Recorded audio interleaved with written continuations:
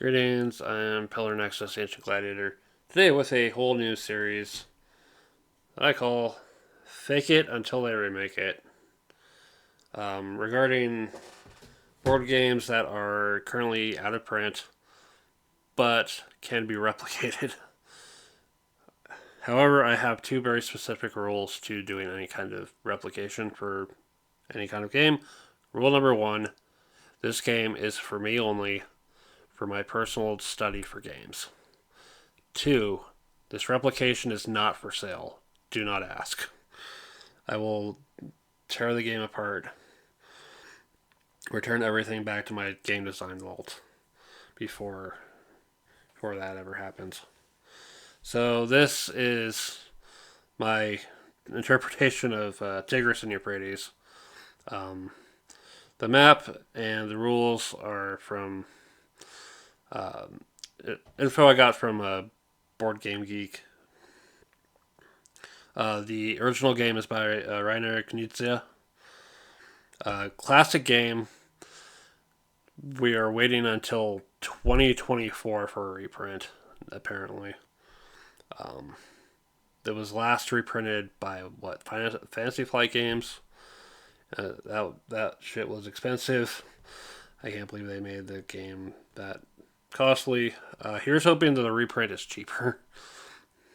When the reprint does come out, I will get the official reprint. But for now, this is for my studies and my amusement.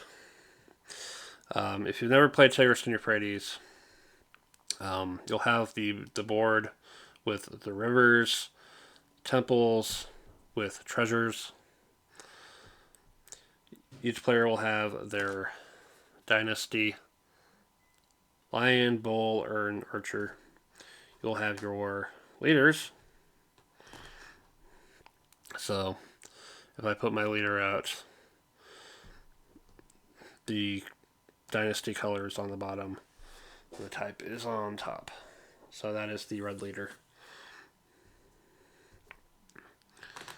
There's also the catastrophe tiles that can be used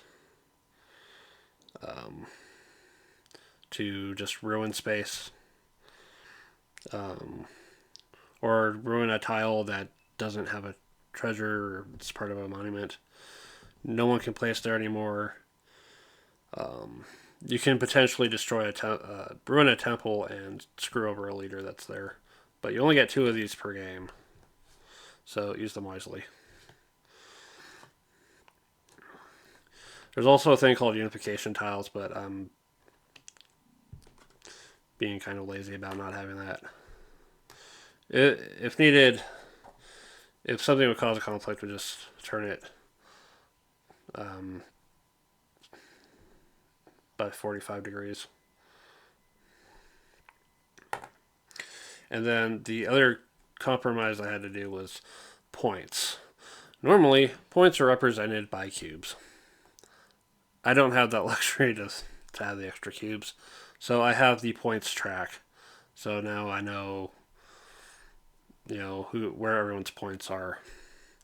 The goal of the game is to have your lowest of the 4 points be better than the lowest of anyone else's points. To do that, you're going to have to play your tiles to kingdoms where you have your leader. So let's say I've got 2 actions. My first is going to be put out my red leader. Whenever you place a leader, it's placed on a empty non-river space next to a temple, provided it does not join 2 kingdoms. If you put a leader into a kingdom that already has one, then there's going to be a conflict that'll be resolved with red tiles and adjacent temples, and the old leader will be kicked out, or the losing leader is kicked out. If a tile is placed to join separate kingdoms that have leaders of the same colors, then the conflict is instead fought with the colors of the leaders that are in conflict. So if I've got my green leader as part of this kingdom, and they've got their green leader as part of this kingdom, and they grow out, and they're joined together, then we resolve conflict with our green tiles and the green that's in that kingdom as well. And the losing leader is kicked out.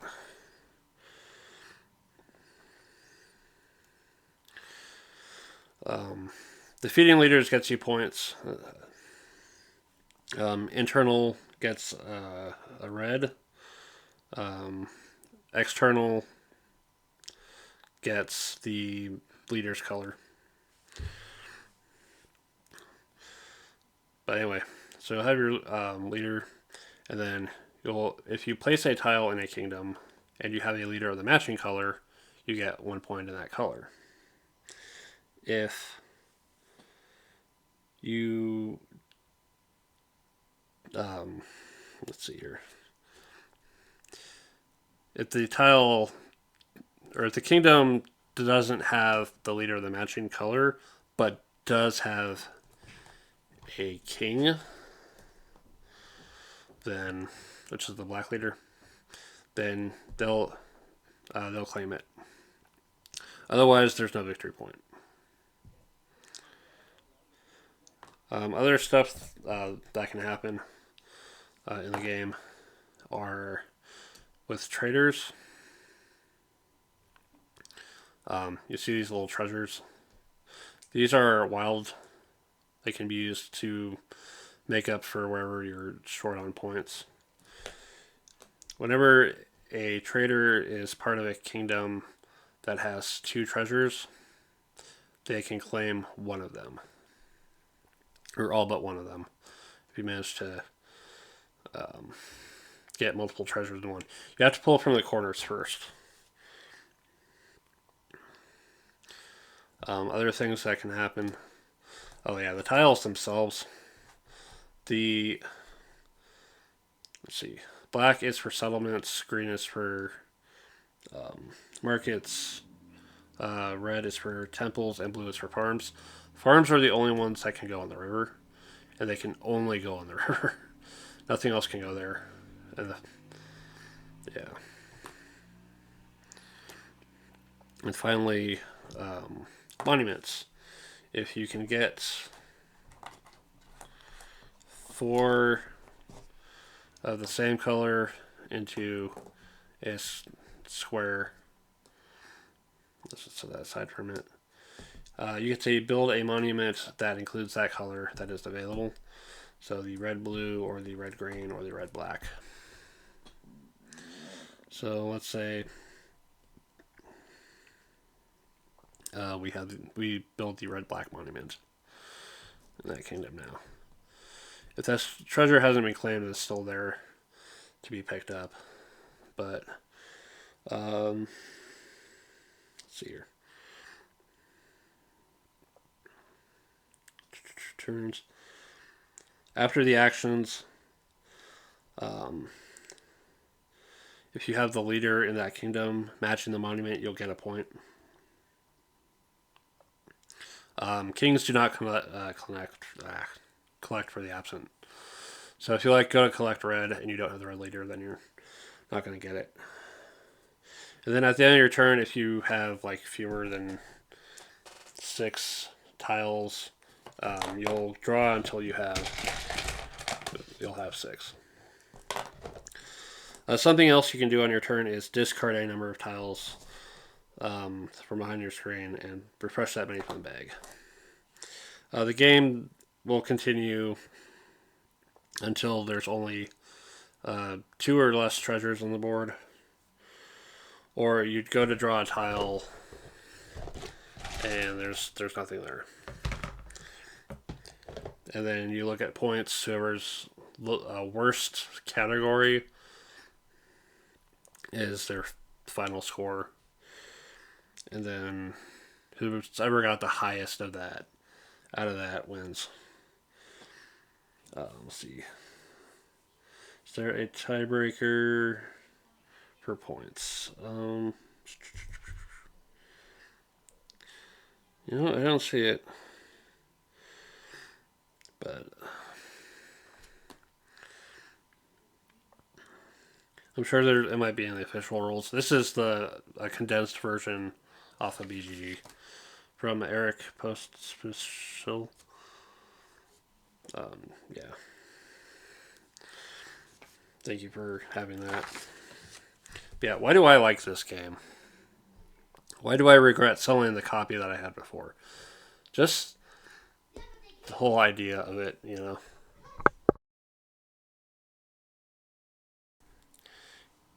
for a game about, ancient civilization, it's an interesting approach. Sure, I have Clash of Cultures. Sure, there's civilization. But this is just quick. It's very much of a brain burner at times. Like, just trying to figure out how much risk do you take on the conflict. And in a normal version of the game, the points will be hidden, so there's that. Can you keep track of where people are at points wise and stay on top of that? It's a challenge. But yeah, until I can find a used copy, or until they reprint this game, I'll probably mess with this a little bit more. I want to say these cubes, I got them back when I got a used copy of a game called Hyperborea, and it was missing 2 orange cubes. So like, okay, I want to completely replace all the cubes in that game. Where can I get some? And on Amazon, there's like 1,000 cubes, 100 times 10 different colors, and I've had the remaining ones ever since. But yeah, there's that. There's using the cubes, and then like 2 sheets of cardstock, one for the board itself, and another to make the little screens. We'll do it. So that's how you can fake it until they remake it. Tigris and Euphrates. It's a good game. I want to play it. I want an official copy at some point. Alright, so until next time, thank you very much for watching. This has been Pillar Nexus. I'll see ya.